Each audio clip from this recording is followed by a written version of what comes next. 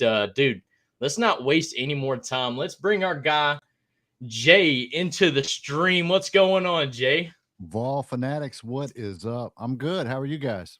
Oh, we're pretty good, my man. So, Jay, man, you work with you're called Religiously Kentucky podcast. Yes, yes. Tell us a little bit about that, man. Yeah, Kentucky fans, Kentucky basketball, and as of recently with Mark Stoops, Kentucky football. Uh, Kentucky sports is a religion to Kentucky fans. I'm sure you've seen the toxicness on any social media.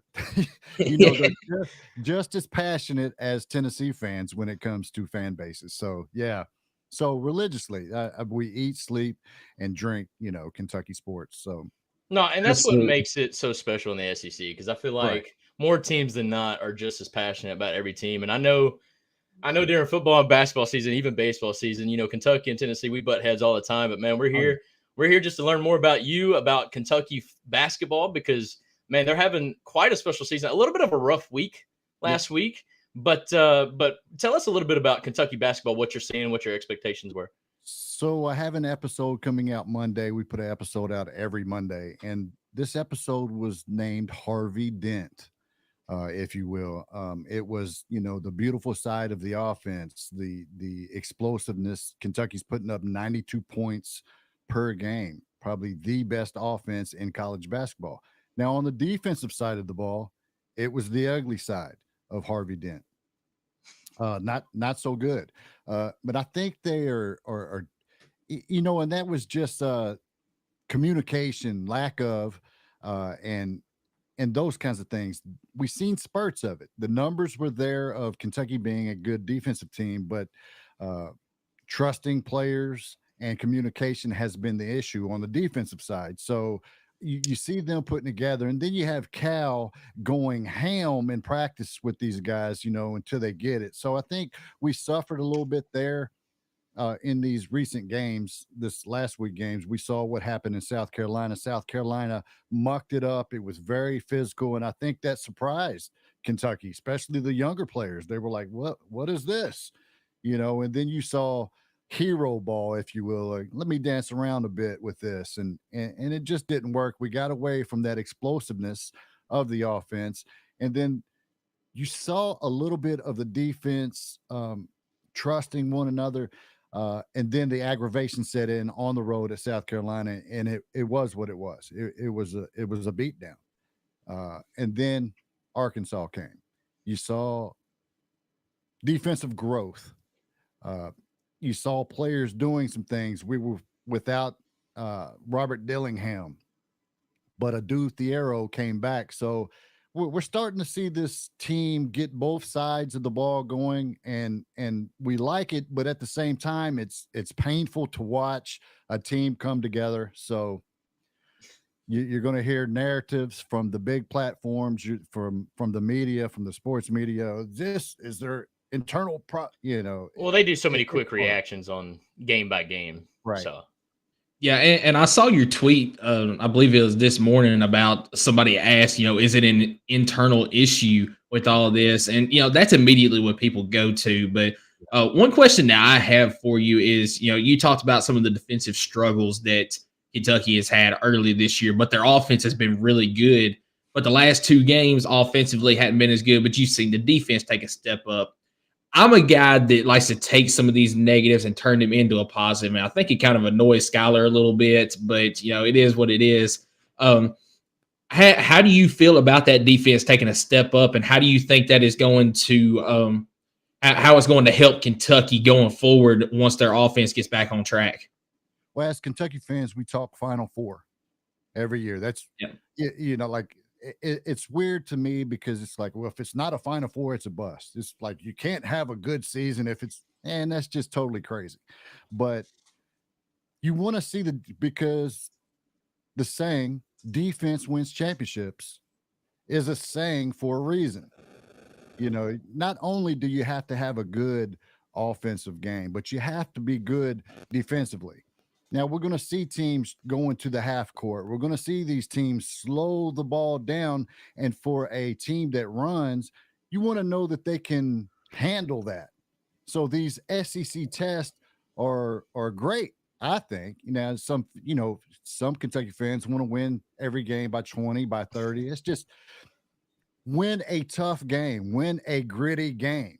And I think the game with Tennessee coming up is going to be that, regardless that it's in Rupp Arena and everyone in the building will be eating soft serve ice cream, but you want to see these tests. It's hard to watch sometimes, but you want to see this. Can they adapt to it? And we saw at Arkansas they could, regardless of Arkansas being a dumpster fire. Now, you saw Kentucky defensively do some things. And a lot of people say, well, we got away from the offensive side of the ball. And we have, but we got the looks that we wanted. Shots were just not falling. We got all the looks we wanted. The shots were just not falling. And, some people get carried away. I get it. It's the passion. I understand, but also things have changed. Now you're playing conference play for one, and you're playing 2 games a week. That's hard to do. It is, and especially on the road like that, because was the Carolina game on the road? I can't remember. Yes. Yeah, so that Carolina game on the road, and then you went to Arkansas and played them on the road as well. I mean, especially in conference play, it's hard to play on the road. I mean, Tennessee's one loss so far in conference was on the road to Mississippi State. Yeah. I mean, it's very hard this time of year to play in conference. I'm sorry I didn't take my notes, but there is a record for top 10 opponents going to play on the road against non-ranked opponents, and the record is not good.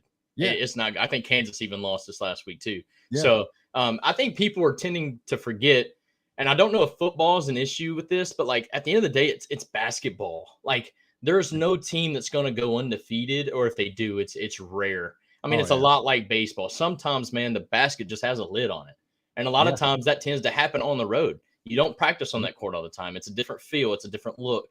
And, I think a lot of fans, me included, you're like, man, how could you look so good against Alabama, but then we're down by 5 against Vanderbilt the very next game? And it's like, what are we doing, Yeah. But at the end of the day, it's basketball. It's just all about consistency. With Kentucky, it's figuring out, all right, you had the offense. Now you're starting to pick it up on the defense. Put it all together, right? Yeah. And it's the growth is hard to watch sometimes for fans, and now, like I said, we're playing 2 games a week. It's a lot different, especially in conference play. All these, even the worst play. And I'll say this, because we say this as Kentucky fans, we want all the smoke, and I joke about it all the time, but we're everyone's Super Bowl, right? The worst team is going to hit bank at 8:00 at night. The banks will be open. Yeah, absolutely. They're going to hit these shots. So you want to see that these young guys can say, hey, look, everyone wants to beat you, but that's true about everyone. Everyone wants to beat Tennessee. Everyone wants to beat Kentucky. Everyone wants to beat Mississippi. It doesn't matter, so you got to look at it like this. And a young team has to understand, hey, look, I know what the record is, 1-5, but best believe me, they're going to show up and play you. So, and so working on the defense, it's learning on the move. And sometimes that's hard. Now we're getting ready to play Tennessee. That's hard, especially as good as defense as Tennessee has. So it's going to be fun to watch. Yeah, Tennessee's hard in the regular season with Rick Barnes. Yeah, absolutely. We'll find out. Sometimes the postseason's a little, shaky, but right. Go ahead, Mike. I think it will be rough at Rupp Arena for Tennessee. Yes. But at the same time, the defense is great. Now, Kentucky's offense is good. It's pretty explosive. We have 5 guys averaging double-digit points. So we're very deep. I think that hurts Tennessee. But Tennessee, Dalton Connect, we just hope that he doesn't hit a 3 and get fouled in 4-point play, and everybody's like, connect 4, hand out connect 4 games, and it's a big thing now. He's a special player. You got to Zakai Ziegler's going to do Zakai Ziegler things. He's going to assist. He's going to be the facilitator, right? He's a special player. But as far as depth goes, I think Kentucky has the upper hand here.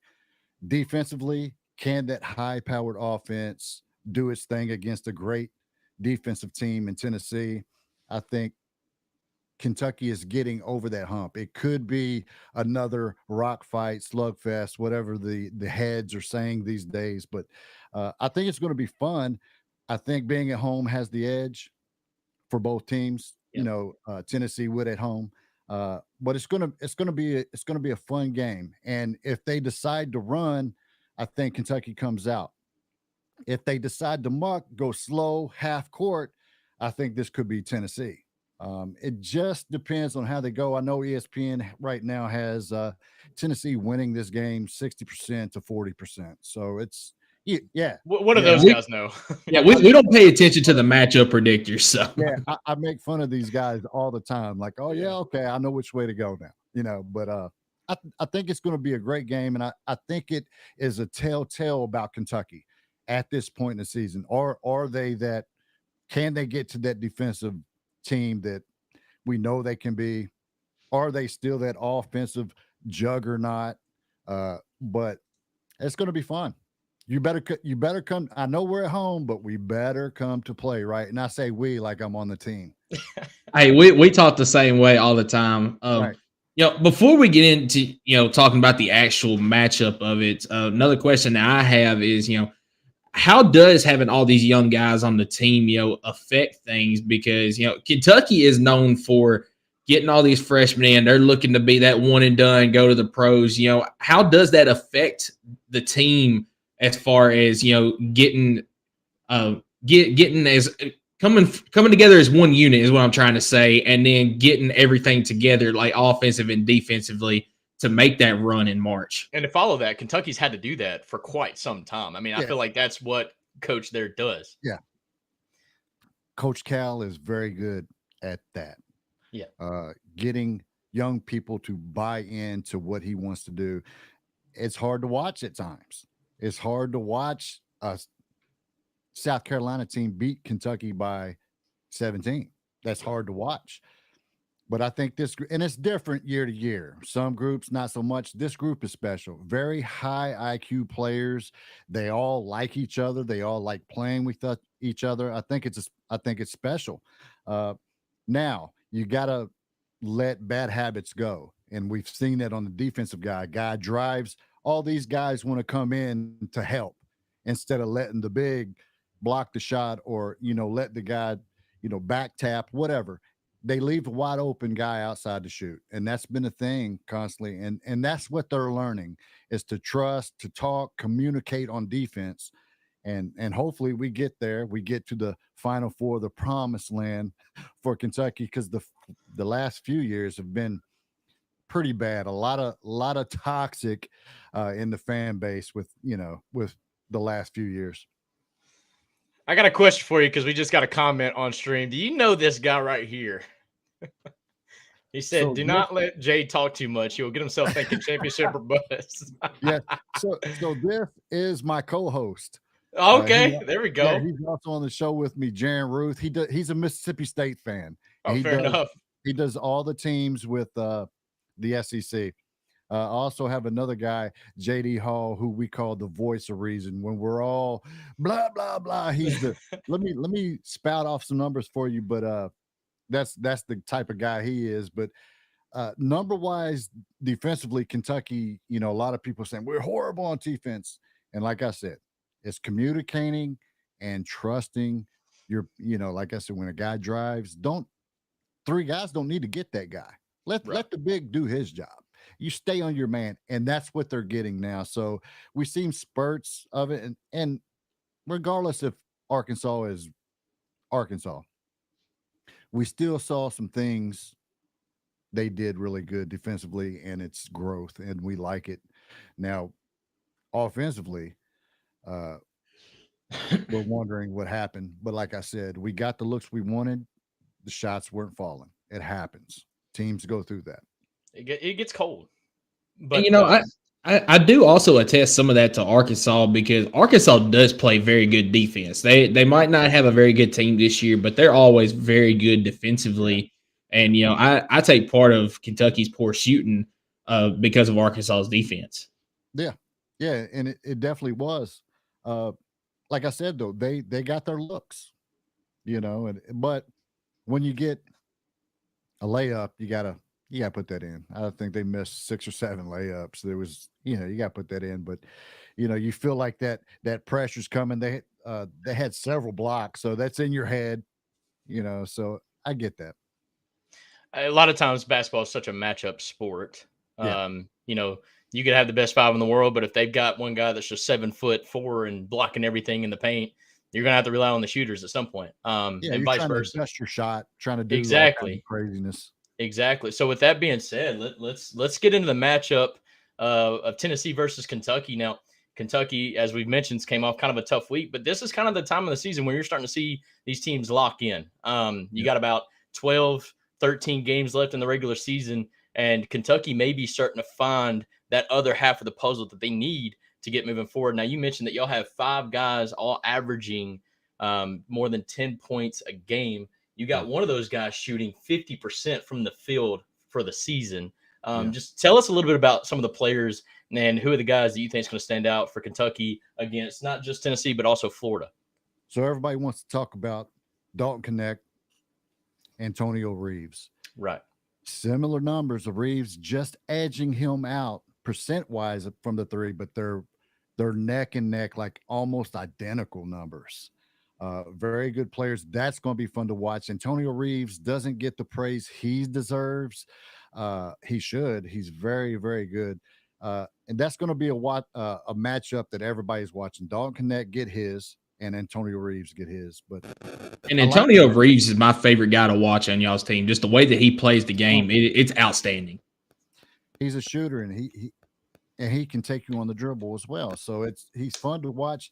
This matchup is crazy because you mentioned Kentucky has the 5 guys scoring, averaging double digits, but almost so does Tennessee in Dalton Connect, Adu, Ziegler, Jordan, Vescovi right there on the line. Vescovi is dangerous. We all know he's a shooter. He can shoot.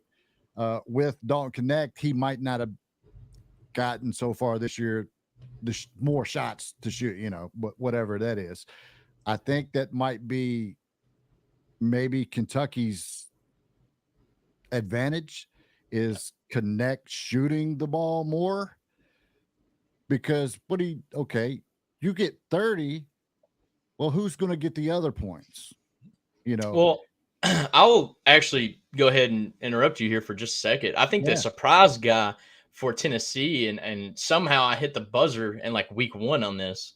Jonas Adu has kind of been that second guy. He's been the consistent guy for Tennessee, at least in the paint. You got obviously Vescovi, you've got Ziegler, you got Connect, but Jonas Adu's kind of been that guy that now, unfortunately, sometimes he gets himself in foul trouble.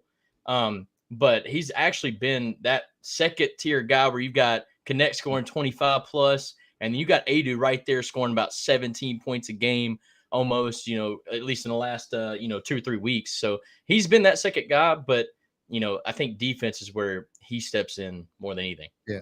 And that is the telltale for this game is, can Kentucky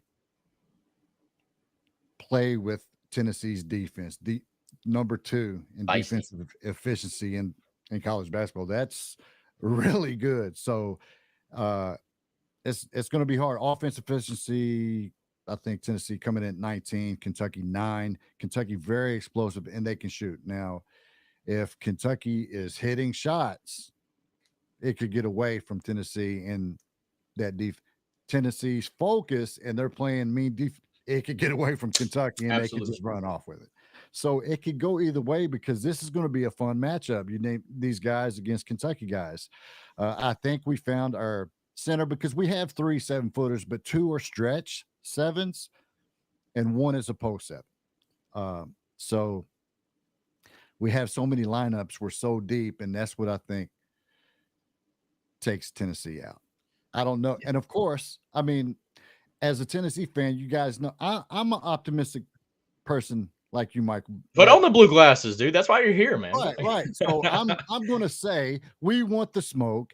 We will win, of course. And I'm known for this in my fan base is when Kentucky plays. I just can't predict a loss. Now we could talk about it in this, and this. Okay, maybe, but I can't tell you like in football, 12-0. I'm not going to predict the loss. That's why we play the games. Anything can happen. So I do know that anything can happen in this game. but I like Kentucky's chances because we are so deep. And I just don't know if Tennessee can keep gathering the waves of new, fresh bodies coming in. I don't know. Now, if they slow it down, for sure, because we saw that at South Carolina. Yeah, and so we got your co-host here is commenting in. He looks at Kentucky's bigs versus Tennessee's bigs, and also can Kentucky's guard depth eliminate the defensive strength for Tennessee? And that's where I think Kentucky's got a little bit of advantage in this game is the big on big, because this is a concern that I have for Tennessee. Is that you got Jonas Adu, he's been playing great as of late, but then where do you go behind him? We've got Tobe Awaka, who is right there at 6'10", but he has a tendency to foul a lot, and he hasn't played as good as I was expecting him to this year. And then the next guy you got who put up had some good minutes yesterday against Vanderbilt was JP Estrella, but he's just trying to get into the flow of things. So I think that's where Kentucky can take advantage of Tennessee a little bit in that game. And I think that's a struggle that Tennessee is going to have this year, as you've seen against teams like Purdue. They've got Zach Edey, a great big man down there. You got Hunter Dickinson with Kansas that took advantage of Tennessee because of their big man. And same thing with North Carolina. I forget their big man's name, but I know y'all played North Carolina as well, so you know who I'm talking about.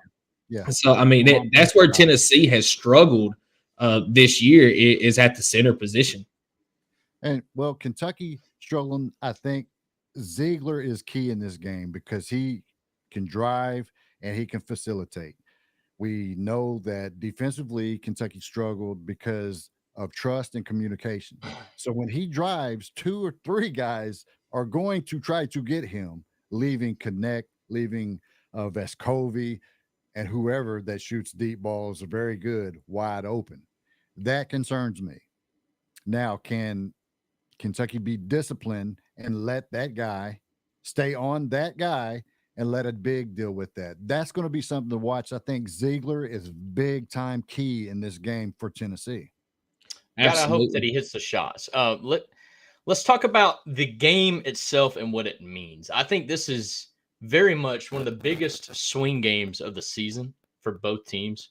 Yeah. You got Kentucky sitting at, I believe, 5-2 in the SEC, yeah. 15-4 overall, and then you got Tennessee sitting there tied at, well, actually a half game back because they haven't played as many SEC games, but they're 5-1, 15-4 overall as well.